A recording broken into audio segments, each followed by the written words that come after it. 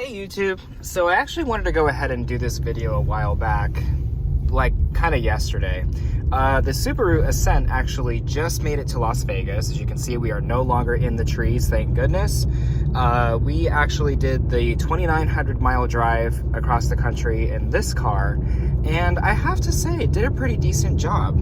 A few things that are different from the Tucson. For one, the gas mileage was pretty bad and good. It really just depends on how you drove and how hilly the terrain was. But overall, I will say the Ascent also did a pretty decent job in terms of getting the trip done.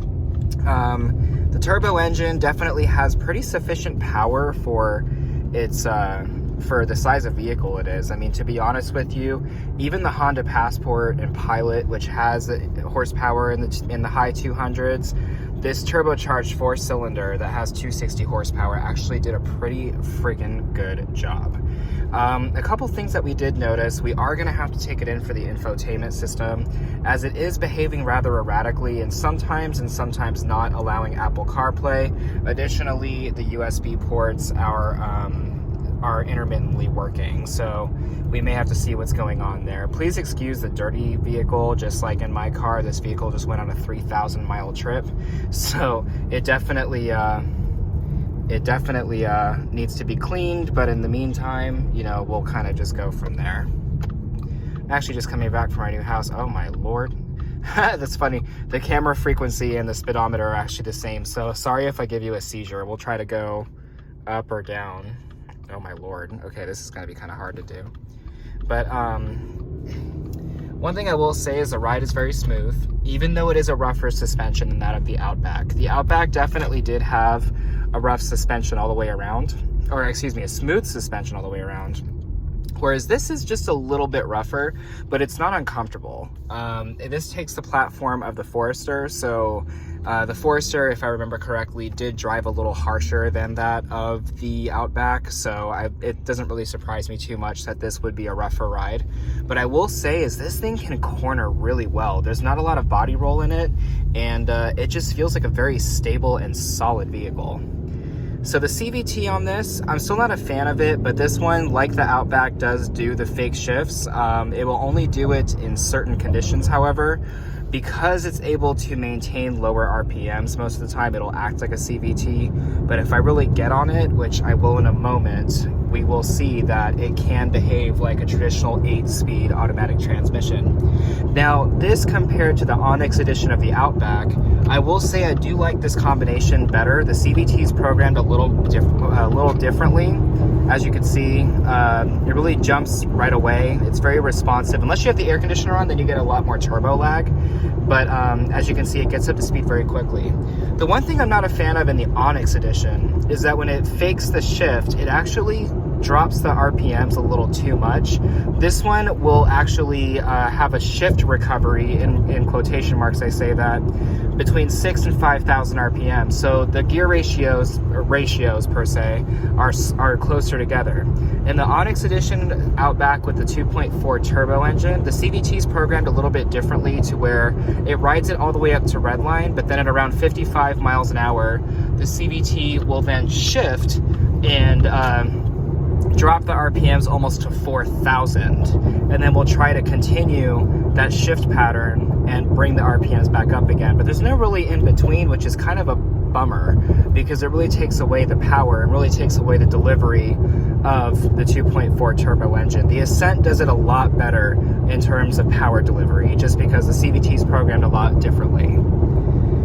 Road noise is a little louder than that of the Tucson, but it's not unbearable. The reason why it's pretty amplified right now, I don't have any music playing, and really I'm paying attention to it, but it's something that doesn't really bother me too much. The air conditioner in this is pretty kick-ass. I also do like the materials that the interior is made with. I really like the stitching on the dashboard. I kind of wish the A and the B pillars were upholstered like they were in the Outback, or at least made of better material. They do tend to scratch easily like they do in my Tucson, so me being OCD and kind of annoying about it, I actually like sometimes replace them. And I have a scratch on the B pillar in my Tucson, and I'm kind of like, do I replace it or do I not? But I'd have to take the seatbelt off, which I'm not really wanting to do. One thing I did make a note of on this trip is the adaptive cruise control.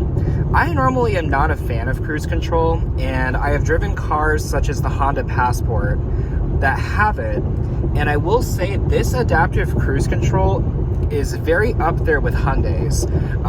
The adaptive cruise control in this doesn't feel like it's always trying to hit the brakes or slow you down. It actually does a pretty good job of gauging your distance beforehand. The only thing that I really don't like about it is that it's constantly yelling at you. I mean, beep after beep after beep. Every time a car goes in front of you, the thing beeps, and then every time it goes away, it beeps again. If you change lanes, it beeps. And I know people say, well, just turn it off. Well, yeah, you can turn it off, but the whole point of me using it is to use it. That's the reason why you purchased the vehicle. But one thing I will say is that it does a really decent job in terms of gauging your distance. For as of right now, I'm going downhill. I'm approaching this truck, and it's actually slowing me down because it knows, okay, now I'm going to go ahead and gauge my distance. And it's doing it again with this truck that's in front of me. Very rarely do I have issues where my husband, actually, who drives this more than I do, very rarely are there issues with the vehicle not seeing another car, but you still have to be cognizant and aware because there are times when your vehicle, aka this one, will miss it or misinterpret something. An example would be when you're in a parking garage and you're going up the hills, sometimes it actually reads the roof as a hazard, so it slams the brakes in the parking garage, and then you're kind of like, what the heck? Additionally, in really severe rainstorms, it'll sometimes read the freeway side, such as these walls over here, as a hazard.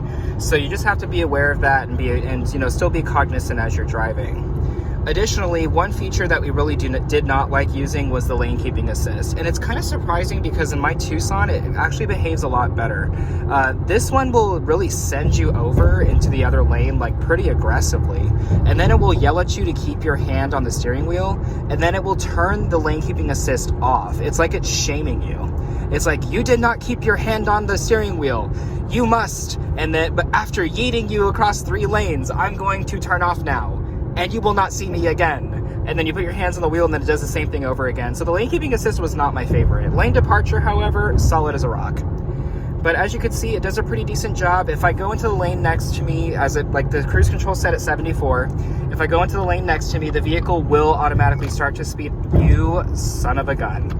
Vehicle will speed up as I go into the lane next door, and it will do its best to keep me at 74 until it reads that the car in front of me is going more slowly. It will never go faster, so you will have to set it to go faster. But otherwise, this thing has been a really decent vehicle. It was so comfortable to travel in too.